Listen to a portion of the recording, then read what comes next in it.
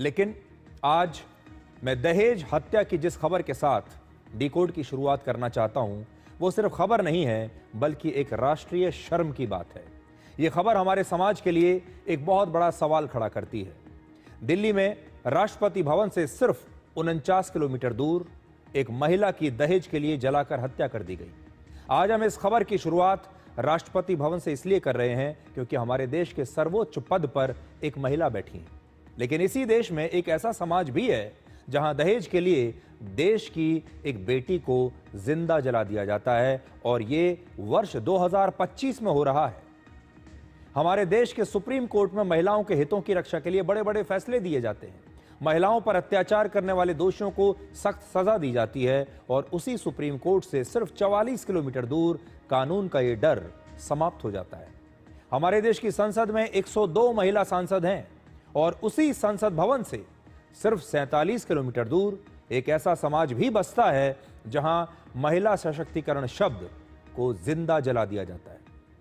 इसलिए आज हमारे देश में 70% महिलाएं शिक्षित तो हैं। हमारे देश के हर क्षेत्र में महिलाओं की भागीदारी लगातार बढ़ रही है। महिला सशक्तिकरण को लेकर देश में हर रोज कहीं ना कहीं कोई ना कोई सेमिनार होता है। हर रोज हजारों आर्टिकल्स अखबारों में छपते हैं। लेकिन आज ये सारी बातें खोखली लगने लगती हैं, क्योंकि दिल्ली से केवल 45 किलोमीटर दूर ग्रेटर नोएडा के कासना गांव में जो कुछ भी हुआ है वो एक खबर नहीं, बल्कि हमारे समाज का एक डरावना सच है।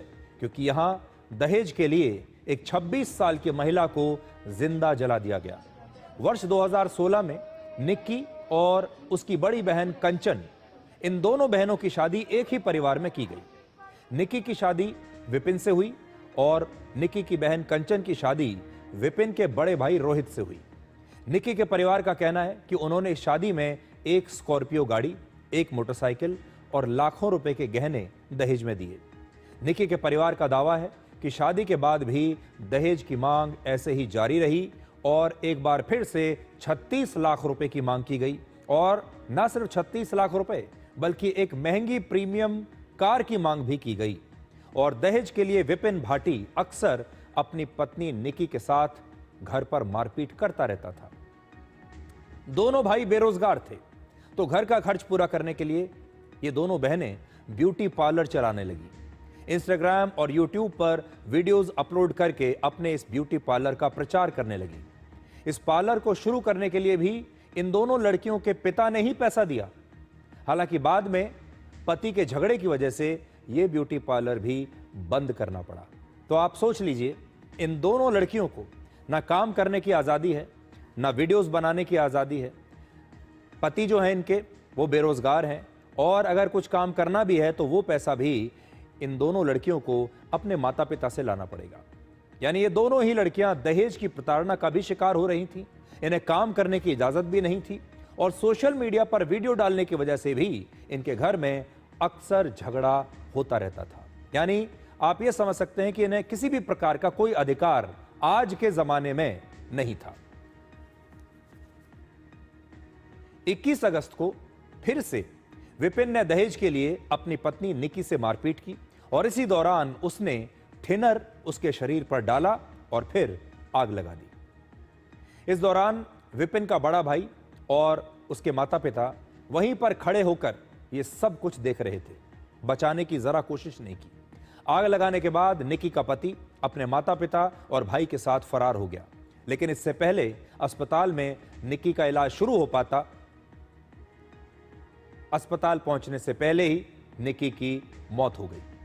इस मामले में निक्की की बड़ी बहन कंचन ने एक एफआईआर दर्ज कराई है, और इसके बाद पुलिस ने निक्की के पति, उसके माता पिता और भाई को गिरफ्तार कर लिया।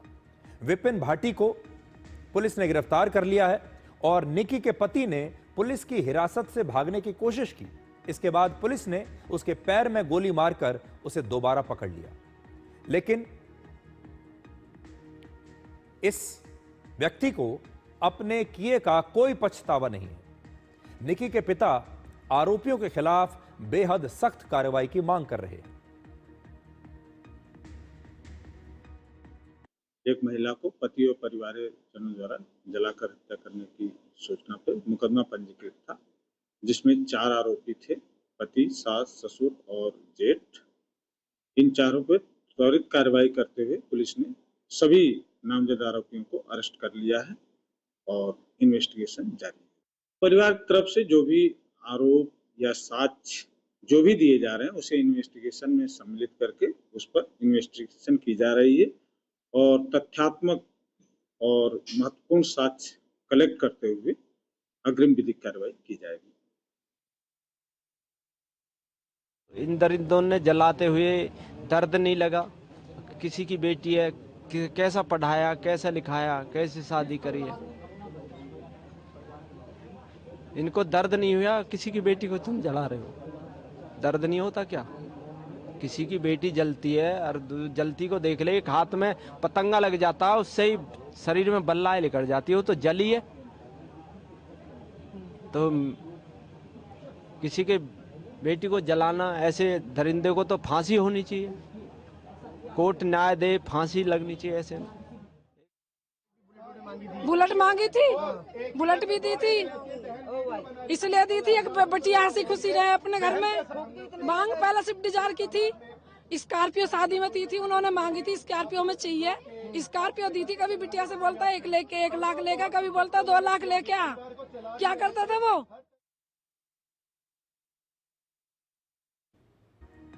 अभी थोड़ी देर में हम आपको निकी के पति का एक बयान सुनवाएंगे। देखिए, पहले इसने पुलिस की हिरासत से भागने की कोशिश की, उसके बाद पुलिस ने पैर में गोली मारी। अस्पताल में जब इसे भर्ती कराया गया, इससे पूछा गया और उसने साफ साफ ये कहा कि उसे अपने किए का कोई पछतावा नहीं है। पिछले 9 वर्षों में घरेलू हिंसा की वजह से निकी कई बार अपने ससुराल से अपने माता पिता के घर चली जाया करती थी, परेशान होकर। लेकिन जैसा कि हर बार होता है, हमारे घरों में आम जो घर हैं, आम परिवार हैं हमारे देश के, हर बार समाज के दबाव में इस मामले को सुलझाकर इस लड़की को वापस ससुराल भेज दिया जाता था।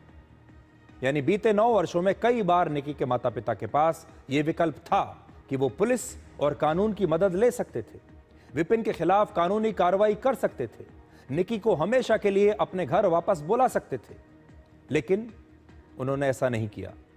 उनके पास ये विकल्प था कि निकी की जान तब वो बचा सकते थे। लेकिन हमारे देश में करोड़ों परिवार आज भी बेटी को पराया धन मानते हैं और सोचते हैं कि शादी के बाद बेटी का ससुराल जैसा चाहे वैसा बेटी के साथ कर सकता है और उनकी बेटी को ससुराल में हर हाल में ही रहना पड़ेगा, क्योंकि वही उसका असली घर है। आपको ये बताते हैं कि निकी के परिवार के जो लोग थे वो क्या क्या कर सकते थे, विकल्प क्या थे। निकी क्या जिंदा रह सकती थी? पहला विकल्प, अगर निकी का परिवार पुलिस में शिकायत यानी एफआईआर दर्ज करा देता तो शायद निकी बच जाती। दूसरा, आईपीसी की धारा 498A के तहत घरेलू हिंसा का केस निकी का परिवार या निकी खुद दर्ज करा सकते थे। भारत न्याय संहिता में अब यह धारा 85 और 86 हो चुका है। तीसरा, भारत सरकार की 24/7 हेल्पलाइन नंबर 181 पर निकी शिकायत कर सकती थी, निकी का परिवार शिकायत कर सकता था। चौथा, इसके अलावा निकी का परिवार राष्ट्रीय महिला आयोग या राज्य महिला आयोग में शिकायत दर्ज करवा सकता था। राष्ट्रीय महिला आयोग के 24/7 हेल्पलाइन सेवा का नंबर है 7827170170, आपकी स्क्रीन पर भी है। यहां शिकायत दर्ज हो सकती थी। अब निकी की हत्या के मामले में राष्ट्रीय महिला आयोग ने उत्तर प्रदेश पुलिस से 3 दिन के अंदर रिपोर्ट देने को कहा है। भारत में दहेज को रोकने के लिए 1961 से बाकायदा एक कानून बना हुआ है जिसके मुताबिक दहेज लेना और देना दोनों ही अपराध हैं। इसके बावजूद हमारे देश में हर साल हजारों महिलाओं की दहेज की वजह से हत्या कर दी जाती है। नेशनल क्राइम रिकॉर्ड्स ब्यूरो के मुताबिक वर्ष 2022 में 6450 महिलाओं की दहेज की वजह से हत्या कर दी गई। आप सोचिए, आज भी ये 2022 का आंकड़ा मैं आपको दे रहा हूं, लगभग 6500 महिलाएं मौत के घाट उतार दी गई, जलाकर हत्या कर दी गई, दहेज की वजह से उन्हें मार दिया गया। इसी साल 13,479 केस दहेज के दर्ज किए गए, यानी हर रोज दहेज के करीब 37 मामले हमारे देश में आज भी दर्ज हो रहे हैं। और ये तो वो मामले हैं जिसमें ये केस दर्ज हुए हैं, जबकि ऐसे हजारों लाखों मामले ऐसे होंगे, हजारों ऐसे परिवार होंगे जहां पर हर रोज झगड़ा होता है दहेज को लेकर। लड़कियों को परेशान किया जाता है, लेकिन ये मामले कभी पुलिस तक नहीं पहुंचते, अदालत तक नहीं पहुंचते, किसी को समझ में नहीं आता और दोनों परिवारों की कोशिश होती है कि आपस में एक दूसरे के साथ बैठकर इस मामले को निपटाया जाए या फिर समाज को साथ में लेकर समाज के दबाव में ऐसे मामलों को इसका कोई सॉल्यूशन निकाला जाए। अब आपको निकी के पति का वो बयान सुनाते हैं जिसमें आप ये देख पाएंगे कि ये कैसा हैवान है कि इसे अब भी किसी प्रकार का कोई पछतावा नहीं है। देखिए। कुछ कहना चाहते हो आप? गलती पछतावा है? गलती का पछतावा है आपको? मुझे नहीं है, नहीं मैंने मारी है। हाँ। ना मैंने कुछ किया है, अपने आप मरी है। गलती का पछतावा है आपको? मुझे नहीं है, नहीं मैंने मारी है। हाँ। ना मैंने कुछ किया है, अपने आप मरी है। इस आदमी को आप देखिए, दोबारा से मैं आपको उसकी तस्वीरें दिखाता हूं। आप देखिए इस आदमी के चेहरे पर, अभी जो हमने अभी आपको दिखाया, इसके चेहरे पर आपको कोई पछतावा नजर नहीं आएगा। इसे किसी प्रकार का कोई पछतावा नहीं है, इसे अपनी पत्नी की हत्या का कोई दुख नहीं। हमारे देश में 1980 और 90 के दशक में दहेज हत्या और भ्रूण हत्या, ये दो सबसे बड़ी समस्याएं हुआ करती थी। लेकिन धीरे धीरे हालात बदले और आज महिलाओं की स्थिति में काफी सुधार आया है। निक्की की जो घटना हुई है, इस प्रकार की घटनाएं हमारे समाज का एक पक्ष रखती हैं, जबकि दूसरा पक्ष भी है। दूसरा पक्ष यह है कि देश की लाखों करोड़ों महिलाओं की सफलता आज आपके सामने है। आज हमारे देश में महिलाएं डॉक्टर बन रही हैं, बड़ी बड़ी कंपनियों में बड़े बड़े पदों पर काम कर रही हैं, सीईओज बन रही हैं। आज 2 राज्यों में मुख्यमंत्री महिलाएं हैं। आज 7 महिलाएं केंद्रीय मंत्री हैं। आज अंतर्राष्ट्रीय खेलों में देश की महिलाएं पदक जीत रही हैं। महिलाएं सेना में अपने से भर्ती हो रही हैं, अपने शौर्य से देश को गौरवान्वित महसूस करवा रही हैं। इसरो में वैज्ञानिक बनकर स्पेस में नए नए रिकॉर्ड्स बना रही हैं और महिलाएं जज बनकर ऐतिहासिक फैसले भी सुना रही हैं। पिछले 1 दशक में हमारे देश की महिलाएं हर क्षेत्र में नई ऊंचाइयों को छू रही हैं। जैसे इस खबर में 2 समाज आपको दिखते हैं, वैसे ही इस खबर में लोगों की जिंदगी का जो सच है, वो भी 2 सच आपको दिखाई देता है। पहला है रियल लाइफ और दूसरा है रील लाइफ।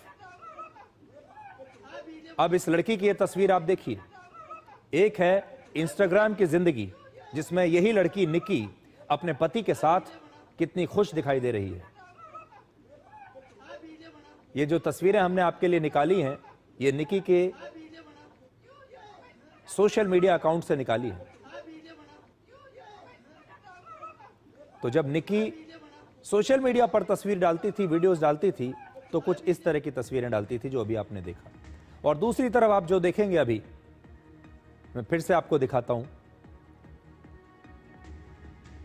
घर की जो सच्चाई है वो एक तरफ आपको दिखाई दे रही है और सोशल मीडिया की जो जिंदगी है, रील और वीडियोस की जो जिंदगी है, वो आपको दूसरी तरफ दिखाई दे रही है। और हमारे देश में ऐसे न जाने कितनी ही महिलाएं होंगी, कितने ही परिवार होंगे जो आपको इंस्टाग्राम पर और सोशल मीडिया पर बहुत खुश दिखाई देते हैं, लेकिन घर की जो सच्चाई है 4 दीवारी के अंदर, वो इस प्रकार की होती है जो आप स्क्रीन के दूसरे हिस्से में देख रहे हैं।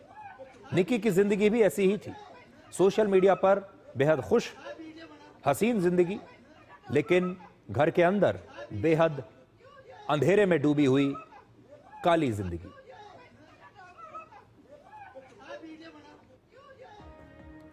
(1980) के दशक में भी दहेज प्रथा के खिलाफ एक बहुत बड़ा आंदोलन चला था और इस आंदोलन की याद इसलिए आपको दिला रहा हूं क्योंकि अब समय आ गया है जब हमारे देश में एक और आंदोलन होना चाहिए दहेज के खिलाफ। उस समय जो आंदोलन हुआ था, उस समय सत्या रानी चड्डा नाम की एक महिला ने इस आंदोलन की शुरुआत की थी, क्योंकि उनकी बेटी की हत्या भी दहेज की वजह से कर दी गई थी और यह महिला सुप्रीम कोर्ट तक गई न्याय दिलाने के लिए। अभी आप महिलाओं के हक की लड़ाई लड़ने वाली सत्या रानी चड्डा की वही तस्वीर देख रहे हैं जो सुप्रीम कोर्ट की सीढ़ियों पर बैठकर विरोध प्रदर्शन कर रही थी। यह तस्वीर आप देखिए, यह तस्वीर आज भी बहुत कुछ कहती है। आज हमारे देश में हर साल 1 करोड़ शादियां होती हैं, जबकि दहेज के मामले 13,459 दर्ज हुए हैं। आप समझ लीजिए 1 करोड़ शादियों में 13, 14, 15,000 दहेज के मामले दर्ज हो रहे हैं। कुल शादियों के मुकाबले 0.13% से भी कम दहेज के मामले दर्ज होते हैं। ये वो हैं जो मामले दर्ज हो रहे हैं, हो सकता है इससे ज्यादा होंगे। बहुत बार आपने देखा होगा 2 परिवारों के बीच दहेज आपसी सहमति से दिया जाता है, मांगा नहीं जाता, लेकिन ये मानकर चलते हैं लोग कि दहेज दिया जाएगा, दहेज स्वीकार किया जाएगा और दहेज को सामाजिक सम्मान के साथ जोड़कर देखा जाता है। अब हमारे सामने चुनौती यह है कि ये जितने भी 12, 13, 15,000 दहेज के मामले आ रहे हैं हर साल, इन्हें भी किसी प्रकार से बंद करना होगा। इसे हमेशा जड़ से इस समस्या को समाप्त करना होगा। क्या हम ये कर सकते हैं? कहने को तो हम कहते हैं कि हम बहुत आधुनिक समाज में जी रहे हैं, सोशल मीडिया आ रहा है, आर्टिफिशियल इंटेलिजेंस आ रहा है, हम 2025 में हैं, आगे चलकर हम बहुत बड़े बड़े सपने देखते हैं। लेकिन सोचिए, दहेज जैसी पुरानी प्रथा आज भी हमारे समाज में दिखाई दे रही है। अब दहेज के ये सारे मामले पूरी तरह से जड़ से खत्म होने चाहिए। इसीलिए 40 साल बाद आज फिर से हमारे देश में दहेज के खिलाफ नए सिरे से एक नए आंदोलन की जरूरत है, जिससे आपका जुड़ना बेहद आवश्यक है। और इसीलिए हमने आपको पहले नंबर भी दिखाए। आज भी बहुत सारी ऐसी महिलाएं होंगी जिन्हें मदद की जरूरत है। आज आपको एक बात का जरूर ध्यान रखना है कि अगर आपकी बेटी को, आपकी बहन को, या आपके घर में कोई भी लड़की है, महिला है, अगर उसके ससुराल वाले दहेज के लिए प्रताड़ित कर रहे हैं तो इस पर तुरंत कार्रवाई कीजिए। उसके मरने का इंतजार मत कीजिए। इससे पहले कि बहुत देर हो जाए, इंतजार करना बंद करिए। कानूनी विकल्प आपके सामने हैं। आज हमने आपको बहुत सारे ऐसे कानूनी विकल्प दिखाए हैं जिससे आप अपनी बच्ची को बचा सकते हैं। और कहीं ऐसा ना हो कि आप भी निकी के परिवार की तरह देरी कर दें। इसलिए बार बार आज आपसे कह रहे हैं कि निकी के परिवार ने तो बहुत देर कर दी। निकी का परिवार चाहता तो हमेशा बहुत पहले निकी को कह सकता था कि आप वापस अपने घर आ जाइए, पुलिस में जा सकता था, कानूनों का इस्तेमाल कर सकता था, हेल्पलाइन का इस्तेमाल कर सकता था, लेकिन उन्होंने ऐसा नहीं किया और फिर एक दिन बहुत देर हो गई। आप देर मत कीजिएगा। और एक हैशटैग मैं आपको दिखाना चाहता हूं जो आपकी स्क्रीन पर अभी आएगा। अगर आप इस मामले में अपनी कोई राय हम तक पहुंचाना चाहते हैं, देश तक पहुंचाना चाहते हैं, तो ये हैशटैग है बेटियों की सुरक्षा पर आपकी राय। हैशटैग है डिकोड फॉर डॉटर्स। ये हैशटैग हमने हमारे देश की बेटियों के लिए खास तौर पर आज तैयार किया है ताकि आप सब इस पर अपनी राय हम तक पहुंचा सकें। देखिए, एक ऐसा मामला है जिस पर कभी कोई राजनीति नहीं होती। आपने सोचा है, हमारे देश में बात बात पर राजनीति होती है। बड़े बड़े नेता आ जाते हैं, वो आपने देखा होगा बड़े बड़े बयान देते हैं, सरकारों को दोष दिया जाता है। लेकिन इस मामले में कोई नेता नहीं आया। इस मामले में निक्की के घर कोई बड़ा नेता नहीं पहुंचा। इस मामले में कोई राजनीति हो ही नहीं रही, क्योंकि हर नेता जानता है कि दहेज हमारे देश में कोई मुद्दा है ही नहीं। दहेज के नाम पर कोई वोट नहीं पड़ते। दहेज के नाम पर ना किसी सरकार को बनाया जा सकता है, ना किसी सरकार को गिराया जा सकता है। इसलिए जब तक हमारे देश के लोग जागरूक नहीं होंगे, जब तक इस दहेज की समस्या को हम एक बहुत बड़ा रूप देकर जड़ से समाप्त नहीं करेंगे, इसके लिए कोशिश करनी पड़ेगी, तब तक ऐसे ही चलता रहेगा। और जैसा हमने आपको बताया, ऐसा नहीं कि हमारे देश में कुछ अच्छा नहीं हुआ।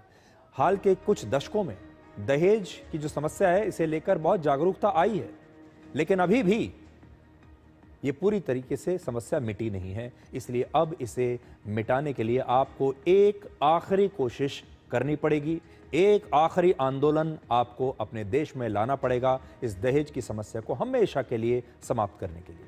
इसलिए अपना मोबाइल फोन उठाइए, अगर और कुछ नहीं कर सकते हैं तो कम से कम अपनी राय देश के लोगों तक पहुंचाइए और जो देश के लोग हैं उन्हें जागरूक कीजिए। अब देश के समाज के बाद देश की सुरक्षा की बात करते हैं। ऑपरेशन सिंदूर के बाद यह साफ हो गया कि अब